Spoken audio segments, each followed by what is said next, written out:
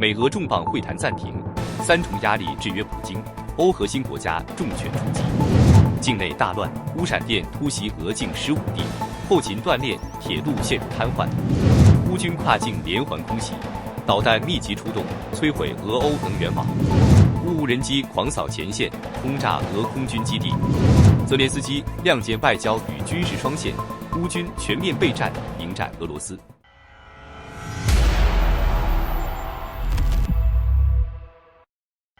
2025年10月21至22日，围绕美国总统特朗普与俄罗斯总统普京在匈牙利布达佩斯会晤的筹备发生了戏剧性逆转，原本宣布正在推进的峰会突然陷入停滞，且短期内无计划举行。多位西方与国际媒体综合报道显示，关键的一次高层外交通话未能取得突破，最终导致会谈被推迟或无限期搁置。据官方与媒体通报，美方负责此轮外交接触的高层在与俄方代表通话后，未能就立即停火或停火框架达成共识。美方官员与俄方外长的通话被形容为进展不顺。俄方重申，克里姆林宫在阿拉斯加会晤后保持的核心立场不会接受立即停火，除非有符合其根本利益的前提协议。美方因此判断，在当前条件下召开一次可能无果的峰会代价太大，于是决定暂停推进。在会晤可能独断决定欧洲与乌克兰命运的忧虑下，欧盟及多国领导人公开提出红线，任何关于乌克兰的重大谈判都必须让乌克兰与欧洲代表直接参与。欧洲领导层将程序正义转化为外交武器，明确表示不能让美俄在缺席当事方与地区代表的情况下单方面划定规则。与此同时，欧盟与核心国家正在加速协调后续制裁、冻结资产使用与军事援助方案，以在实务层面维持对俄的持续压力。波兰外长拉多斯瓦夫·西科尔斯基 （Radoslaw Sikorski） 公开警告，若普京的专机在前往匈牙利途中飞越波兰领空，波兰无法保证不会基于独立法院的裁定采取强制措施，甚至可能将飞机迫降，并将相关嫌疑人移交海牙国际刑事法院。这一表态基于国际刑事法院 ICC 对普京的通缉令与波兰国内司法与政治的高度敏感性，实质上把安全路径变成了一道现实而尖锐的地缘政治考量。该言论随后被多家媒体报道并引用。克里姆林宫方面并未展示谈判上的实质性退让，俄方通过外交与信息渠道维持其既定立场。部分亲俄评论者与前情报官员也在国内媒体上放出警示或建议，提示普京谨慎选择会晤地点，例如建议将会谈从布达佩斯移至更为安全的中东城市，以规避风险。此类言论既有真实的安全顾虑成分，也带有强烈的信息投射意图，旨在塑造外界威胁框架，从而为俄方减少谈判压力或制造外部借口。双普会搁浅的直接后果是，美俄两国暂时无法通过一次高调峰会来重置冲突谈判的节奏。更深远的是，这一事件暴露出3条重要现实：一是欧洲国家不再甘心在关键安全事务上被排除在外；二是司法与国家主权问题，如 ICC 通缉令已经成为会晤安全与可行性的决定性变量；三是即便美方有意斡旋，俄方在核心利益问题上的僵硬也使单边斡旋难以取得成果。也有分析认为，现在各方都在计算让普京继续为克里姆林宫的主人有其现实逻辑，一旦普京受伤或被撤换，强硬派可能上台并迅速升级冲突，这对全球而言更危险。但另一方面，将普京置于国际司法的阴影下，也被视为对战争责任追究的正义要求。波兰的极端警告、俄方的安全顾虑与欧洲的司法与政治动员，共同构成了一个复杂且危险的博弈局。另外，10月21日，8个欧洲核心国家英国、法国、德国、意大利、波兰、芬兰、荷兰和捷克，连同欧盟2大机构领袖冯德莱恩与科斯塔，以及乌克兰总统泽连斯基，共同发表联合声明。其核心精神是战争必须立即停止，但绝不能以屈服换取和平。声明内容分为4大要点：一、停火框架，以现有接触线为起点，停止战斗，但强调不得通过武力改变国际边界。2、经济制衡，在俄罗斯展现真正和平意愿前，欧盟将持续施压。3、冻结资产利用，将俄罗斯被冻结的3000亿美元主权资产用于重建乌克兰。4. 欧洲主导谈判，由欧洲理事会召集和平委员会，特朗普若参与，只能担任监督而非主导角色。这份声明的深层逻辑是，欧洲表面支持特朗普的实控线停火方案，实际上却将主动权牢牢握在自己手中。他们以程序正义为名，把谈判责任推向美俄，而自己则在地缘上重新夺回话语权。与此同时，欧盟外交与安全事务高级代表卡拉斯宣布，针对俄罗斯的侵略罪特别法庭，目前已有25个缔约国签署加入。这意味着，一旦战事结束，俄罗斯高层极可能面临国际司法追责。此举在外交上形成了与美俄之外的第三极，欧洲正在用法律与制度巩固自己的地位。此前，北约秘书长吕特更是连夜飞往华盛顿，试图劝说特朗普不要单独与俄罗斯达成协议。欧洲的焦虑正在转化为实际外交行动。除了外交与法律手段，欧洲国家也在军事与能源领域展开全面反击。英国与德国联合宣布建立乌克兰防务联络小组，承诺提供超过500亿英镑的军援。瑞典则宣布拨款3500万欧元，用于帮助乌克兰度过冬季。更令人关注的是，美国贝尔公司正式宣布向乌克兰转让 UH-1Y 毒液多用途直升机与 AH-1Z 蝰蛇攻击直升机，并计划在乌克兰本土建立装配与维修基地。这意味着乌克兰首次具备自主直升机生产与维护能力，战争的持久性被极大延长。与此同时，捷克的民间组织正在筹集资金，为乌克兰采购国产火烈鸟导弹。这款武器此前在战场上多次成功击毁俄方目标。而彭博社报道称，意大利也将加入 TURO 计划，为基辅购买包括爱国者防空系统在内的美制武器。虽然意大利的军援规模历来不大，但近期态度明显转变，显示出欧洲国家整体援乌力度的持续提升。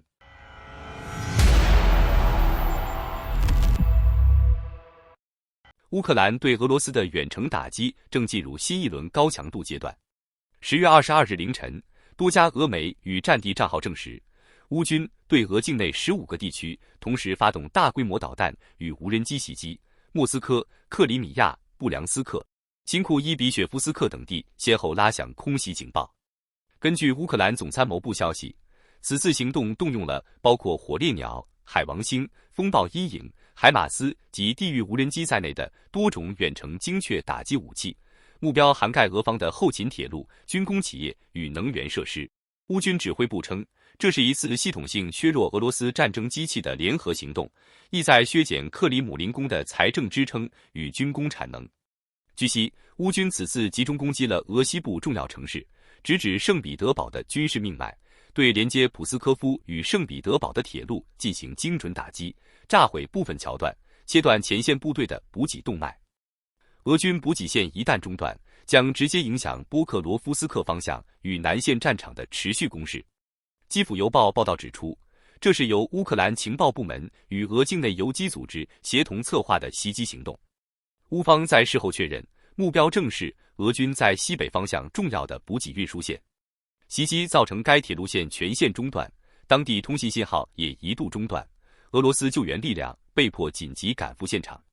俄官方则试图淡化事态，宣称普斯科夫至圣彼得堡铁路出现技术故障，未正面承认袭击。然而，来自铁路系统的最新消息显示，沿线所有货运及客运列车均已改道运行，多个车次被迫延误，运输体系陷入混乱。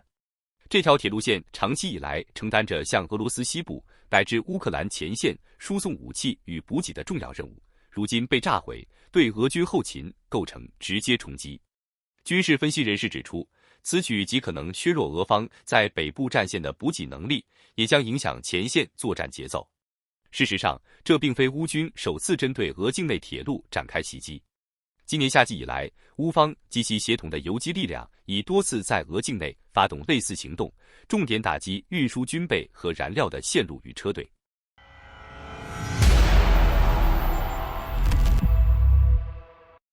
据开源情报防御者消息，乌克兰海陆空三军协同作战，首次将风暴阴影远程巡航导弹与无人机密集组合使用，对布良斯克展开远程打击。攻击以无人机前置，吸引防空系统开火。随后，风暴一型导弹穿透防御，精准命中布良斯克军用化工厂，现场火光冲天，爆炸持续至凌晨。多地目击者称，整片区域弥漫着滚滚黑烟。乌克兰总参谋部随后发布声明，确认此次打击成功命中目标，并引发连续的2次爆炸，显示厂区内部可能储存大量易燃高能物质。该厂主要生产火药、推进剂和炸药，是俄方炮弹与导弹制造链的关键环节，长期是乌克兰远程打击的优先目标。事实上，该设施去年年底曾遭乌军 ATACMS 导弹攻击，当时已导致数周停产。而此次风暴阴影再度重创其生产线，预计对俄军前线导弹供应链构成更严重打击。空袭还未结束，仅数小时后，布良斯克一座大型变电站遭无人机袭击，造成该区域大面积停电，基础设施进一步瘫痪。在俄罗斯西部的斯摩棱斯克地区，则遭遇了一轮更密集的无人机袭击。当地一座关键火力发电厂被击中，现场火光持续不断，疑似造成能源供应链新一轮瘫痪。另一焦点是新库伊比雪夫斯克炼油厂，影像显示，乌克兰无人机袭击引发大规模火灾，炼油机组与储油罐爆炸后，火光冲天，浓烟遮天蔽日。该炼油厂隶属俄罗斯石油公司，年炼油量约880万吨，占全国总产能 3%， 是俄国最重要的能源枢纽之一。虽然距乌克兰边境近1000公里，但先前已多次遭远程无人机打击。乌克兰军事分析人士认为，此次袭击行动具有3重战略意义。首先是通过系统性摧毁俄方能源与军工基础设施，削弱其持续作战能力；其次是在布达佩斯会谈延期后，通过战场施压提升谈判筹码；最后则是展示乌军自主研制的火烈鸟远程导弹首次实战化运用，其射程高达3000公里，象征乌克兰远程打击体系的成型。与此同时，空袭战线远至700公里以外的莫尔多瓦共和国辖区萨兰斯克机械厂也遭乌军远程打击，发生至少6起剧烈爆炸。该厂据称为俄军重要机械与车辆组装基地。而且在短短24小时内，东欧2家与俄罗斯密切相关的炼油厂相继失火，引发外界广泛关注。其中之一是位于匈牙利的 MOL 炼油厂，当地时间10月21日，该厂突发爆炸并迅速陷入大火。现场视频显示，火势吞没整座工厂，黑烟直冲云霄，爆炸声此起彼伏，场面骇人。据了解，这家炼油厂正是通过有益管道接收俄罗斯原油的关键企业。几乎在同一时间，罗马尼亚的佩特罗特尔炼油厂也发生火灾。该厂由俄罗斯能源巨头卢克石油公司控股，年加工能力高达250万吨。这2家炼油厂在欧盟体系内均与莫斯科关系密切，如今接连失事，不仅让外界质疑背后的原因，也凸显出俄方能源体系在境内外同时遭受的打击。虽然火灾原因仍在调查中，但种种迹象表明，无论在俄罗斯境内还是欧洲境内，与俄方有关的能源设施正面临空前压力。尤其是匈牙利这样被视为亲俄的国家，天然气与石油管道安全都正变得日益脆弱。与欧洲的制裁相比，乌克兰的远程打击显然对俄罗斯能源网络造成了更直接的破坏。据统计，俄罗斯83个地区中已有68个出现燃料短缺。与此同时，路透社披露，俄方已开始将部分原油运往格鲁吉亚加工，以维持国内市场和军需供应。消息称，俄罗斯 Rosneft 公司向格鲁吉亚库列沃港口输送了原油，用以分担国内炼化压力。虽然莫斯科尚未正式回应，但乌克兰对俄能源设施的连环袭击已经造成明显影响。就在匈牙利炼油厂起火后的次日，俄南部达吉斯坦的马哈奇卡拉石油库又遭遇空袭。前线视频显示，无人机精准命中油库，引发强烈爆炸和巨大火光，浓烟遮天蔽日。目击者称，现场还传出密集枪声，但俄军防空系统似乎未能有效拦截。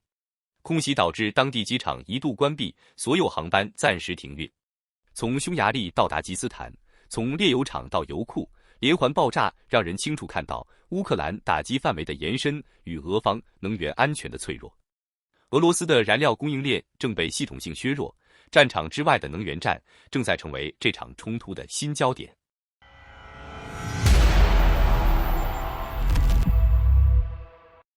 与此同时，前线战况也在持续升温。消息称，乌克兰军队近日使用海马斯火箭系统对俄军一支车队发动精确打击，现场视频显示多辆装甲车被炸毁，火光冲天。目前，俄方损失情况尚未公布。在红军村方向，交火更趋激烈。乌克兰第68旅近日在郊区歼灭了一支俄军侦察破坏小队，清理潜入的敌方力量。尽管俄军在该地区部署兵力超过10万，但仍未能突破乌军防线，占领这一顿巴斯关键据点。从后方铁路到前线阵地，乌克兰显然正以多线战术全面削弱俄军的补给与推进能力。这场延伸至俄罗斯腹地的攻防战正在重新定义战场的边界。另外，乌克兰对俄军发动的新一轮突袭再度引发关注，这一次目标锁定在南部扎波罗热地区的俄军机场。根据多家外媒报道，当地时间10月21日前后，乌克兰安全局特种部队联合无人机部队突袭了位于梅利托波尔的俄军空军基地，并成功摧毁2架飞机。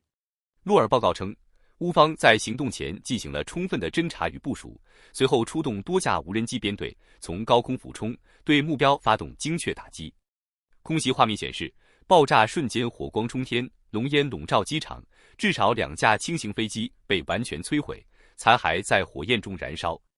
讽刺的是，这些飞机原本被俄军宣传为能够有效拦截乌克兰远程无人机的装备，如今却被无人机轻易击毁，凸显双方在成本与战术效率上的巨大反差。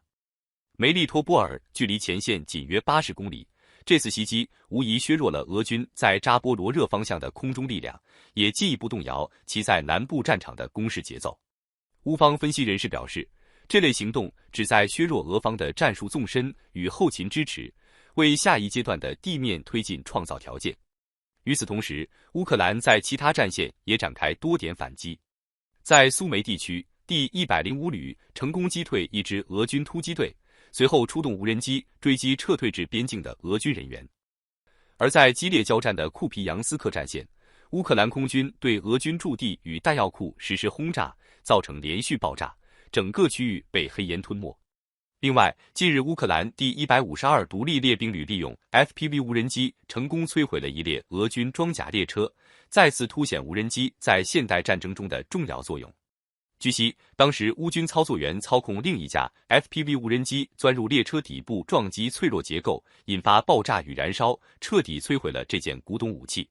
军事分析指出，该装甲列车极有可能是从 SDPM 扫雪车或普通列车车厢改装而来，本身不具备动力，需要额外连接动力源才能运作。推测因故障或其他原因，俄军被迫放弃，使其成为乌军精准打击的目标。专家进一步指出，这类装甲列车体积庞大，装甲厚重，一般武器难以造成致命破坏，唯有 FPV 无人机可通过攻击底部脆弱部分实现毁灭效果，连传统反坦克导弹也难以奏效。